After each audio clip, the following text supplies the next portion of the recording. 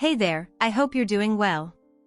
My name is Adam, and today we're going to look at some more Reddit stories. If you enjoy Reddit stories, consider liking, subscribing, and maybe hitting that notification bell too. Let's get started with today's first story.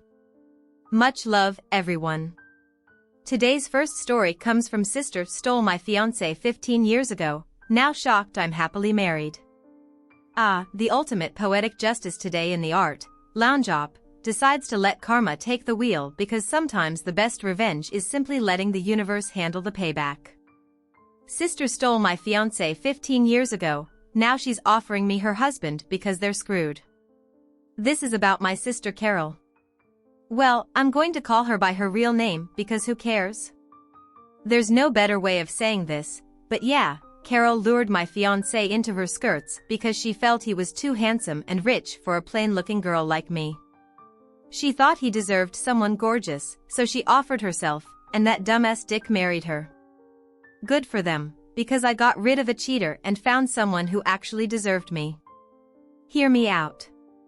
This is going to be a long one because it goes back 15 years ago when I was in my mid-20s. Now I am 41. Carol is 6 years younger than me and has a complete opposite personality. She's the girl who gets the most attention in all family and social gatherings, and she ensured that she got it right from our childhood. She was more focused on getting dressed up and hanging out with friends. No doubt she's pretty and what you call drop-dead gorgeous, and she's proud of it. She leaves no opportunity to flaunt her superficial beauty and look down upon others who don't fit her beauty standards. Like me, she was always critical of my dressing sense and made fun of my not-so-social nature. As a kid, I was more inclined towards academia, so I was mostly seen with my books and comics. Instead of putting makeup on my Barbie, I didn't even own a Barbie. Carol and I never shared a sisterly bond. She considered herself a fashionista while I was a plain-looking girl. That's what she called me, plain. Well, she was right to an extent. I'm a simple woman with no pomp and show, no over-the-top drama for attention. I'm calm and composed and like to be in my own space very early on. I left home from my high school and I couldn't be more relieved. Who wants to be around an entitled brat? Life was pretty much fun with my busy schedule in medical school. I used to visit home during holidays or spring break, and that too, I kept my trip short. Things got straightened out with Carol as we had minimal encounters. Carol dropped out of high school to pursue a career in fashion. Later, she again dropped out of fashion school for a modeling career. Until I was in touch with her, she got 2 photo shoot projects for a local apparel brand in 5 years. I'm not sure if we can call this a successful modeling career, which she often refers to. If you think I'm mean, hold on. After I moved out of the house, the bitterness between Carol and me subsided. We met twice a year for a few days. She didn't get enough opportunity to piss me off, so we were cool. In my freshman year in college, I met Smith. He was quite senior to me. He was pursuing his master's while I was in my freshman year for a bachelor's degree. Besides, he had a couple of years of hands-on experience as a duty doctor. He was specializing as a heart specialist, one of the most reputed specializations. To add a cherry to the cake, he was handsome. He used to give lessons on the subject of the circulatory system to freshman students to earn some extra bucks and brush up his knowledge. He was popular for his simple teaching methods and more popular amongst the girls because you know who doesn't want to take lessons from a blue-eyed, 6 feet 2 inches, lean, and well-built university senior. I also took lessons from him, and eventually, we started dating. In my final year of college, he proposed to me after dating him for 4 years. I had no reason to say no. He was already working at a hospital by then. During the holidays, when I went home, Mom saw the ring on my finger and asked. In the happy moments of festivities, I told her everything. She jumped in excitement because it is not usual that I get serious with anyone. Smith was the first guy I ever dated or had sex with. Mom asked me the details about Smith because she sniffed our marriage on the cards. Carol often used to say that I'm never going to find a good man to marry me. By good, she meant rich and handsome. Whenever she got to know that I was seeing a guy, she would remark, "He's so going to run away. Your relationship won't even last for a week." So when Carol got to know about Smith, her eyes lit up, and she wanted to know more about him. It was kind of unusual for her to take an interest in my life, because it has always been very boring. I asked why she wanted to know about him. She said he's going to be family, so I should know him. Mom asked me to call him for dinner on New Year's Eve. Later, I got to know that Carol had asked Mom to invite Smith. We didn't have any plans for that year, so Smith agreed to tag along. When we reached home, we were greeted by Carol. It was quite surprising because Carol is a party person. She's never seen home on weekends. On New Year's, she has off for a week-long party with her friends, but this time she was at home. Quite surprising. Should have been alarming, right? But I didn't get bothered. I don't give a crap about others' life. I went home with Smith and my sister was floored by Smith. Her first comment was, "I thought you to be rich, but you're handsome too." Her flirtatious gestures were just so evident. It was right on my face. Yet I didn't take any heed. I was secure in my relationship throughout the evening. She made moves at him by complimenting him, trivially touching his arms and thighs unnecessarily, and forcing a conversation with him. She sat next to him at the dinner table. I gave her a look and she made a cute pout and said, "You get to sit with him every day. Today I can be his arm candy." Everyone chuckled, and we took it as light fun. During the conversation she got to know that Smith goes for a walk after his dinner. As soon as he cleared up after the dinner she offered to give him a tour of the neighborhood. Smith looked at me. While I sat there with a straight face, not knowing what to say, Smith replied with an awkward yes, and they both went out for a walk that night. While we were driving back from my parents' place, Smith asked me if I noticed how Carol was flirting with him. I laughed and brushed it off, saying she's an attention seeker. I thought Smith wasn't so shallow that he would fall for superficial beauty, but dang, he did. He was equally mesmerized by Carol's charm, and he cheated at the first opportunity he got a few months later. I had my final year exams as usual. I cut down on our hangouts to focus on my studies. Eventually, I found him cutting down the communication.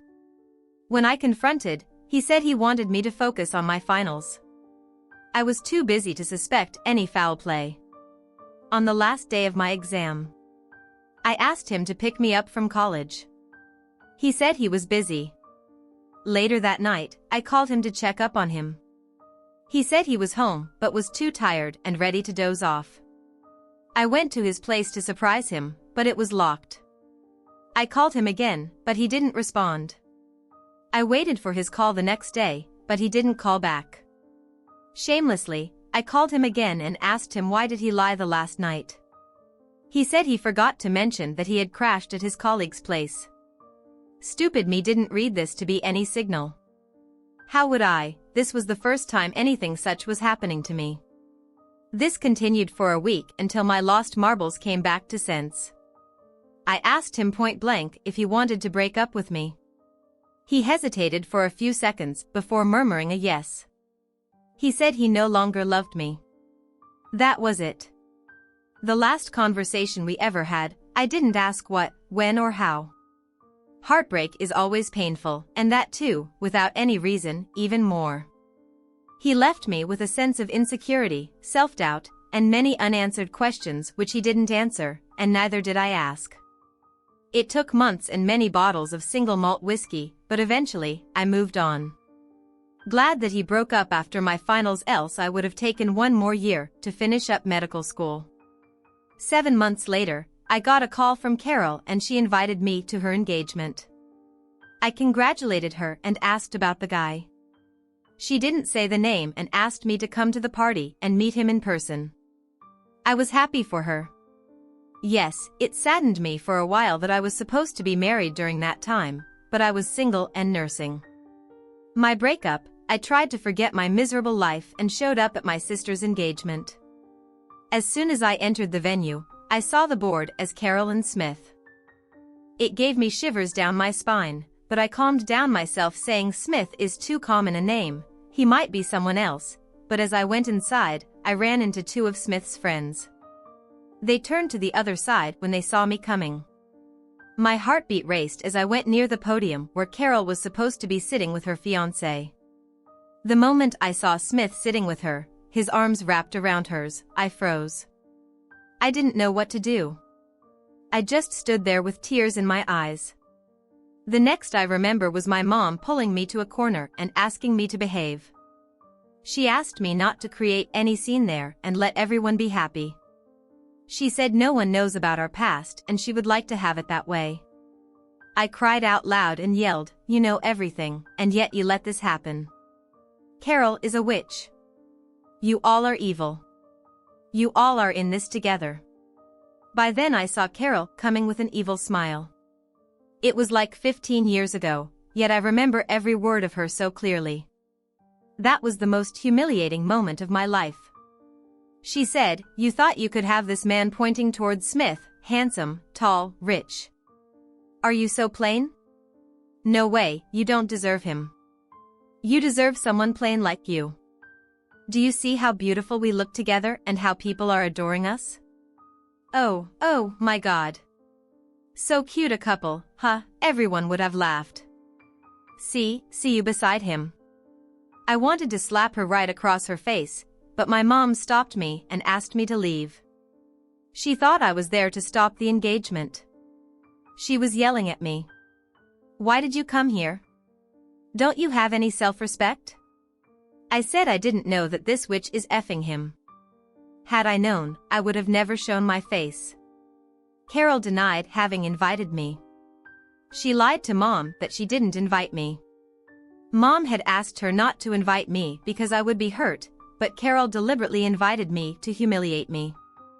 I left the place bawling and howling, my breakup pain bouncing back.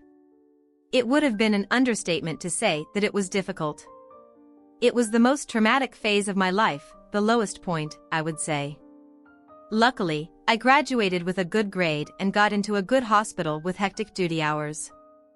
I barely got time to think about anything.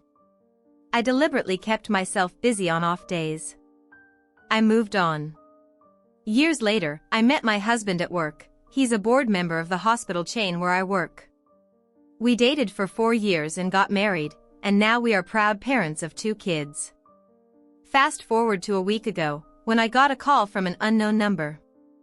I answered the call, and the person identified herself as Carol. Even after hearing her name, it took me a few seconds to realize she was my sister. P.S. A few of my patients' names are also Carol. I asked her why she called me. She was acting all sweet, asking about my life and all. The Carol I know wouldn't spare a second on me without any motive. I said, "Cut the crap and say what do you want?" She remained silent for a moment and said, "Actually, I need help. My husband Smith has gotten into trouble, a patient got a post-surgery allergy, and the hospital might sack him." I was like, "What can I do about it?"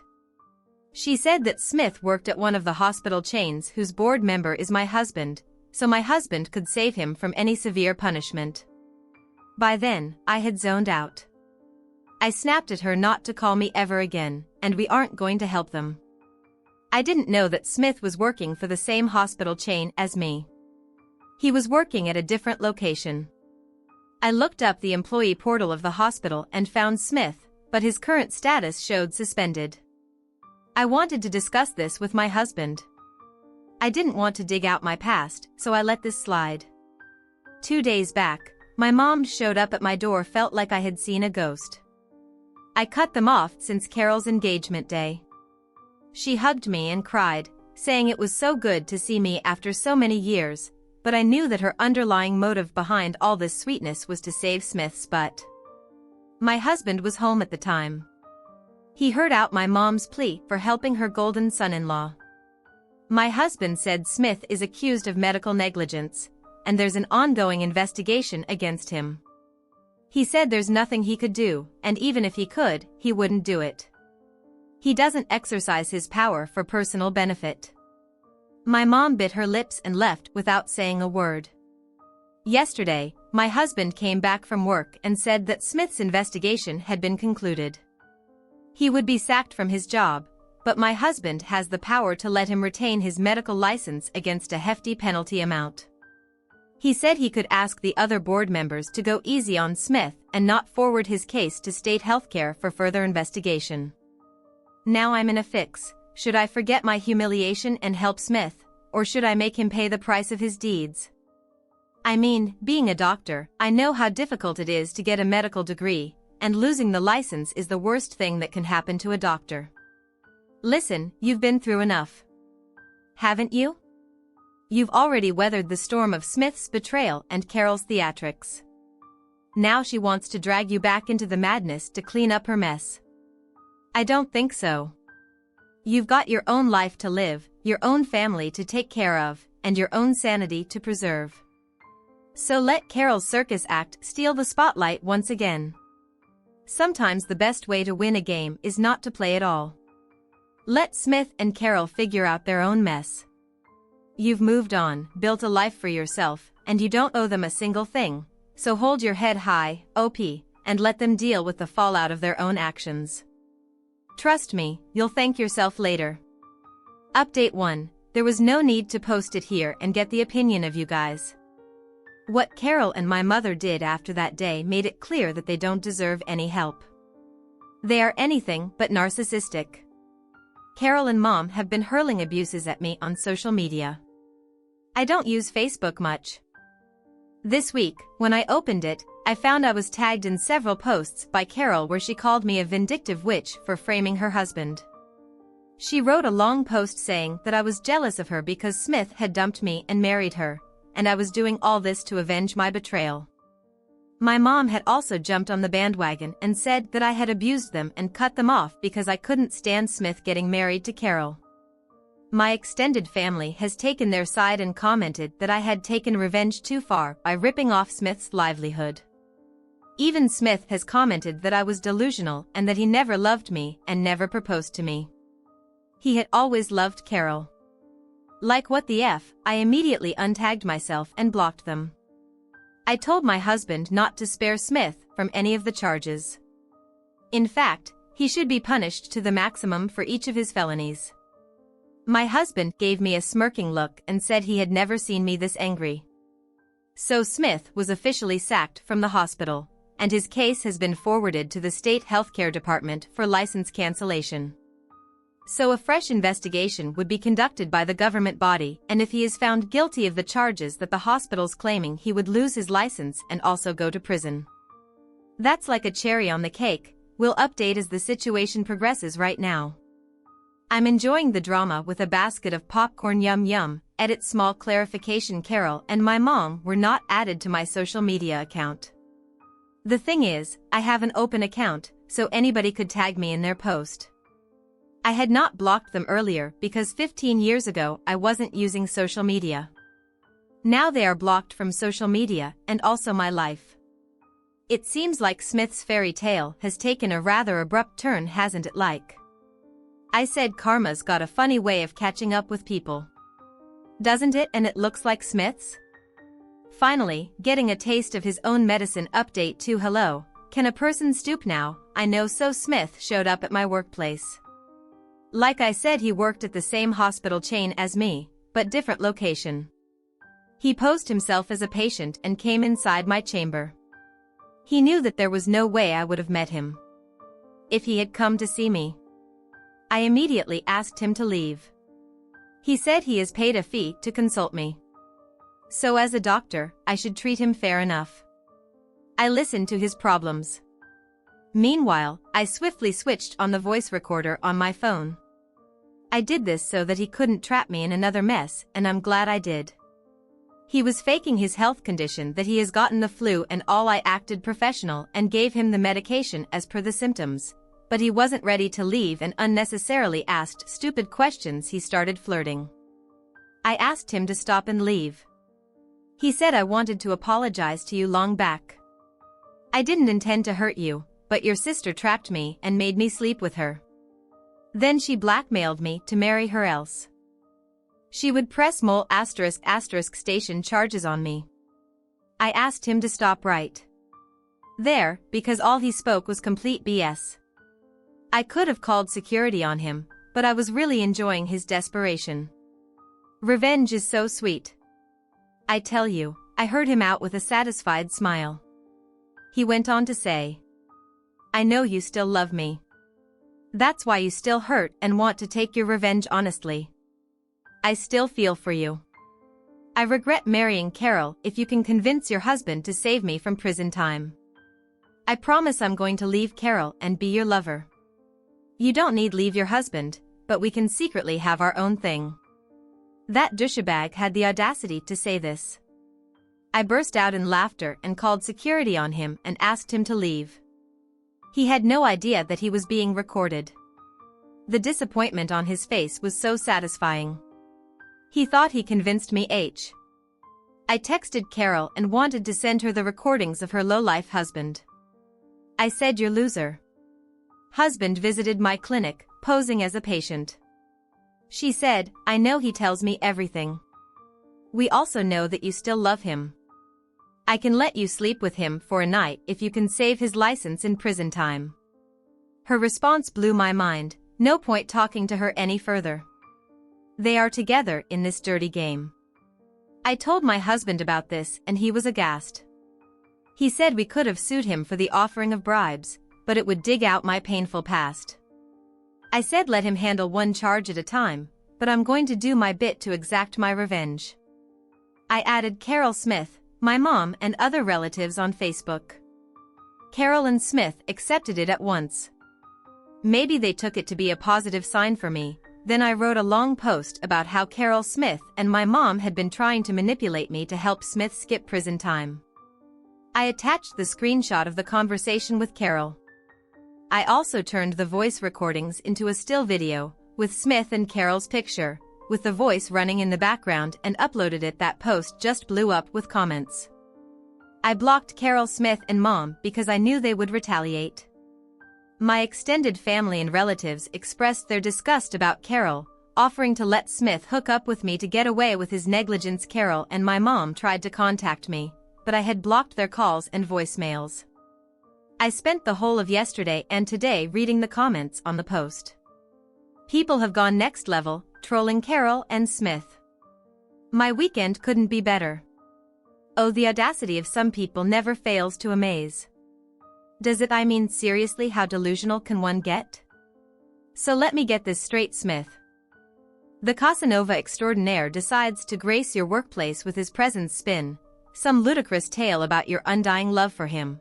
And then he has the nerve to suggest a freaky rendezvous behind Carol's back, and as if that weren't enough, Carol chimes in with her own brand of insanity, offering to let you have a little piece of her hubby if it means saving his sorry behind from prison. I mean, is this real? With one well-timed post you've exposed their shameless antics for the world to see, and the internet's response, pure gold. After all, there's nothing quite like a weekend spent sipping tea and watching the drama unfold. What do you make of this? What would you have done? Thanks for joining us today. Don't forget to like, subscribe, and click that notification bell before you leave. We'd love to hear your thoughts on today's topic, so feel free to leave a comment. See you next time in the Cheating Wife Revelations.